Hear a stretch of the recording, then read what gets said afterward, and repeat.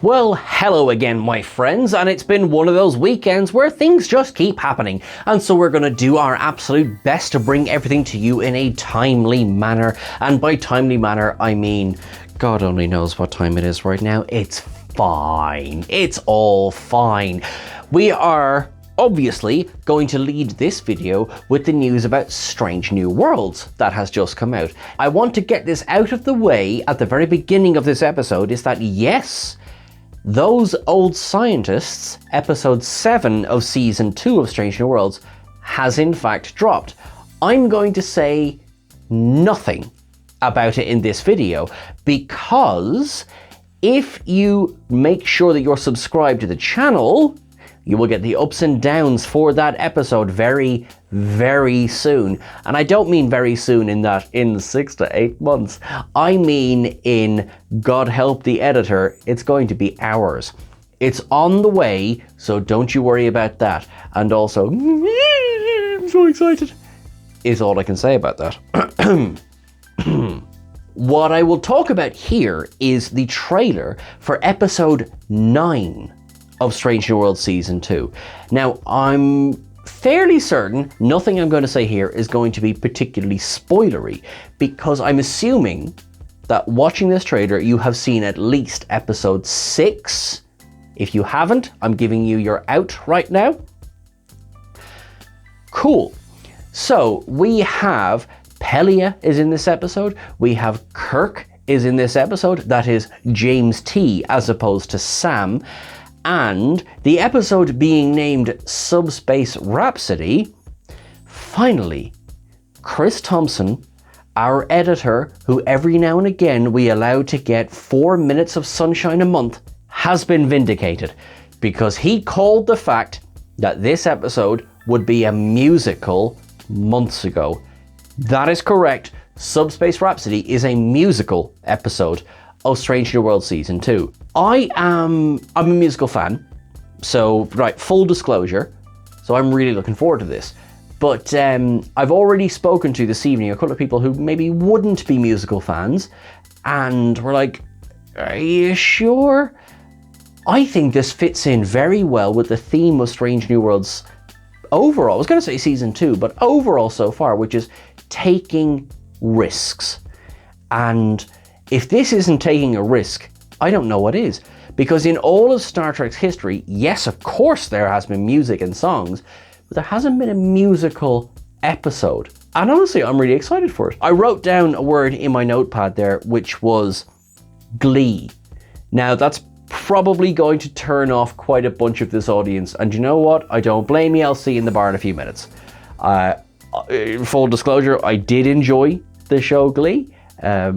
Because you hear the a cappella version of the theme tune. And this could be amazing, this could be dreadful, I don't really know. But that is what it made me think of straight away. It also made me think of, for me, when I think of TV shows that aren't musicals doing a musical episode, I think of Buffy the Vampire Slayer Once More with Feeling. And I think that was such a wonderful success, which I think led to the trend of musical episodes, that if it's as good as that, I will be laughing. If it's not as good as that, I will sure listen. Didn't they try? The other couple of things that I'm really excited for in this is that, first of all, Celia Rose Gooding, who we know is an amazing vocalist, is at the very least featuring as a singer, if not the featured singer, because they're on the poster in the singing pose, but also they're in the trailer singing away. We also see, now I thought when we saw the original trailer for Season 2 of Strange New Worlds, we saw Klingon D7 ships surrounding the Enterprise. And of course we didn't get that shot in the pilot. So now I'm excited to see that in this episode. Are we going to get musical Klingons? I mean, Klingon opera has been around forever, and Klingon punk rock was introduced in Lower Decks. So quite frankly, I'm here for this. We also get Batel. Now, she doesn't say a word, she doesn't seem to be singing, but this tells me we're going to get romance in this episode. And quite frankly, I'm on board with that. Because the last episode got Batel in wasn't very nice. I mean, yes, it all ended well in the end, but, you know, give them some love, shall we? I'm really, really excited for this episode. As you know, the ups and downs for Strange New Worlds are still continuing. You will get the These Old Scientists episode very, very soon. But please make sure you stick around for the ups and downs for Subspace Rhapsody. And it's very possible we might make Chris sing for it. We also have something else to talk about. That is correct. We got a 5-minute preview of Star Trek Discovery's 5th season. And you know what? It looks like it's going to be a bit of fun. So, as we know, it's going to be the final season of Star Trek Discovery, so they could do really whatever they wanted. And what they seem to be doing is continuing with the action that we've seen for the previous few seasons, but it seems to be a bit more relaxed. We've got Burnham on the hull of this ship that looks like, in my opinion, a 32nd century take on the Star Trek Picard's version of the Romulan Warbird. And, you know, she's grappled to the outside. Of course, we see our 2 new villainous characters in the inside. And then suddenly we get a Federation starship up above, captained by the wonderful Captain Rayner, who, although we haven't seen his face in this trailer, listen, any Battlestar Galactica fan will tell you that's Callum Keith Rennie. So we do know that Callum Keith Rennie will be playing a Romulan Starfleet captain, and that's very exciting because it will be our first time ever seeing a Romulan captain, but also, oh good God, I just love Callum Keith Rennie. I just think he's a fabulous actor. And also this trailer lets us know, because when we heard Romulan captain, it really could have been, is this going to be a captain who's going to be at odds at everything else, you know? But no, Rayner seems to be very much supporting Burnham here.